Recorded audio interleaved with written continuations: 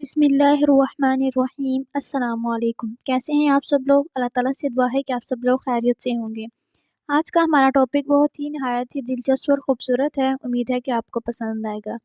آج کا ہمارا ٹاپک ہے توبہ کی اہمیت، کہ ہر انسان کے لیے توبہ کرنا بہت ہی ضروری ہے۔ آئیے اپنے ٹاپک کو شروع کرتے ہیں۔ انسان حالات سے متاثر ہو کر یا اپنی عادت سے مجبور ہو کر بسا اوقات اللہ تعالیٰ کی حکموں کی نافرمانی کرتا ہے۔ اس کو معصیت اور گناہ کہتے ہیں، بالالفاظ دیگر گناہ کہتے ہیں۔ اللہ تعالیٰ کے حکم کی نافرمانی کرنا یا نبی صلی اللہ علیہ وآلہ وسلم کی مبارک سنتوں سے روگردانی کرنا۔ گناہ کے کرنے سے اللہ رب العزت سے دور ہوتا ہے، نیکی کرنے سے انسان اللہ رب العزت کے قریب ہوتا ہے۔ گناہوں سے انسان کی زندگی میں بے برکتی آتی ہے، نیکی کی وجہ سے انسان کی زندگی میں برکتیں آتی ہیں۔ گناہوں کی وجہ سے انسان کو ذلت ملتی ہے، نیکی کی وجہ سے انسان کو عزت ملتی ہے۔ جو انسان گناہ کا مرتکب ہو رہا ہو یا ہو چکا ہو، وہ گناہ سے اپنے آپ کو بچائے اور نیکی کی زندگی گزارے، اس عمل کو توبہ کہتے ہیں۔ بعض مشائخ نے فرمایا، بندے کا اللہ رب العزت کی طرف رجوع کرنے کا نام توبہ ہے۔ توبہ کرنا ہر بندے کے لیے ضروری ہے، لہٰذا جو انسان کبیرہ گناہ کا مرتکب ہے وہ اس سے توبہ کرے، جو صغیرہ گناہ کا مرتکب ہے وہ اس سے توبہ کرے۔ جو گناہوں سے بچتا ہے مگر غفلت کا شکار ہے، وہ غفلت میں گزرے ہوئے لمحات سے توبہ کرے۔ جس بندے کے دل میں نفسانی اور شیطانی خیالات ہجوم کرتے ہیں وہ ان سے توبہ کرے۔ توبہ مبتدی نے بھی کرنی ہے اور منتہی نے بھی۔ سالک کے لیے بھی ضروری اور واصل کے لیے بھی ضروری ہے توبہ کرنا۔ پیر کے لیے بھی ضروری اور مرید کے لیے بھی توبہ کرنا ضروری ہے۔ انسان کا دل ایک نعمت ہے جو اس کو اللہ رب العزت کی طرف متوجہ کرتا ہے، ندامت کا احساس دلاتا ہے۔ چنانچہ بندہ گناہ کرنے کے بعد شرمندہ ہوتا ہے اور اس کے دل میں احساس ہوتا ہے کہ مجھے ایسا نہیں کرنا چاہیے تھا، لہٰذا اگر اس کے دل میں ندامت ہوئی تو اب وہ توبہ کیسے کرے، میں اللہ کی طرف کیسے لوٹ سکتا ہوں۔ یہ مستقل ایک مضمون ہے، زندگی کا ایک باب ہے جو سمجھنے کے قابل ہے۔ توبہ سے پہلے ایک بات کا سمجھنا ضروری ہے کہ گناہوں کی وجہ سے اللہ اور بندے کے درمیان کچھ پردے پڑ جاتے ہیں جن کو حجاب کہتے ہیں۔ علماء نے لکھا ہے، بندے اور اللہ رب العزت کے درمیان 10 پردے ہوتے ہیں۔ ایک آدمی چاہتا ہے کہ میں توبہ کروں تو وہ اپنے دل میں کیا نیت کرے؟ تو علماء نے لکھا ہے، ایک نیت یہ کرے کہ میں راستے سے بھٹکا ہوا زندگی گزار رہا تھا، اب میں سیدھے راستے پر آ کر زندگی گزارنا چاہتا ہوں۔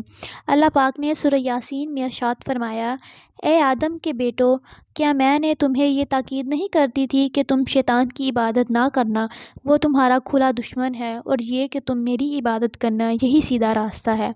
دوسری نیت یہ کرے کہ اللہ تعالیٰ کے حکم پر عمل کرنے کے لیے توبہ کر رہا ہوں، کیونکہ اللہ رب العزت نے قرآن مجید میں ارشاد فرمایا سورہ نور کی آیت میں کہ اے مومنو، تم سب اللہ کے سامنے توبہ کرو تاکہ تمہیں فلاح نصیب ہو، یعنی کہ کامیابی نصیب ہو۔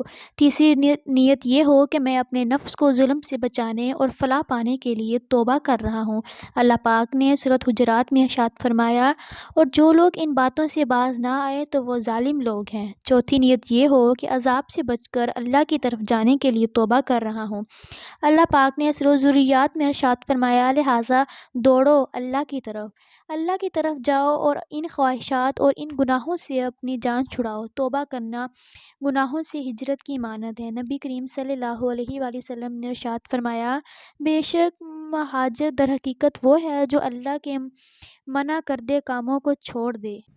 اگر یہ تمام نیتیں دل میں رکھ لے تو توبہ کامل ہو جائے گی۔ اب توبہ کے کچھ ارکان ہیں، وہ بھی ہم آپ کے ساتھ شیئر کرتے ہیں۔ پہلا رکن ہے اخلاص، کہ اخلاص سے توبہ کرنی چاہیے، یعنی اللہ کی رضا کے لیے گناہوں سے توبہ کرنا۔ ایک بندہ جوا کھیلتا ہے، اس کو بہت نقصان ہو گیا، اب وہ کہتا ہے کہ بہت نقصان ہو گیا لہٰذا اب جوا نہیں کھیلوں گا، یہ توبہ نہیں کہلائے گی۔ یہ تو نقصان کی وجہ سے اس نے اپنے آپ کو بچایا کہ آئندہ میں نہیں کھیلوں گا، اللہ کی رضا کے لیے اس نے ارادہ نہیں کیا۔